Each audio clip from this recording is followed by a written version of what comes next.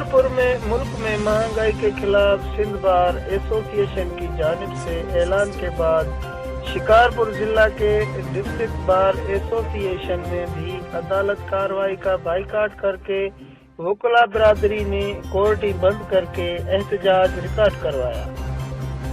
ملک میں بڑھتی ہوئی مہنگائی کے خلاف وکلا سراپا احتجاج بن گئے۔ عدالتی کارروائی کا بائیکاٹ کر کے نعرے بازی کی گئی۔ ضلع بار کی جانب سے عدالتی کارروائی کا بائیکاٹ کر کے بازوں پر سیاہ پٹیاں باندھی اور بار کے سامنے احتجاجی مظاہرہ کیا۔ وکلا برادری کا کہنا تھا کہ ملک میں حکومت نے اتنی مہنگائی کر دی ہے کہ عوام کا جینا حرام ہو گیا ہے۔ عوام اس مہنگائی اور روز روز پیٹرول کی قیمتوں سے اب تنگ آ گئی ہے۔ مظاہرین میں ایڈوکیٹ نصیر الدین لودھی، محمد علی شاہ، آفا شاہدہ، عبد القادر ابڑو، علی اصغر، علی پہوڑ، محمد علی میمن، سہیل احمد شیخ، امتیاز بگٹی، طارق شبیر میمن و دیگر شامل تھے۔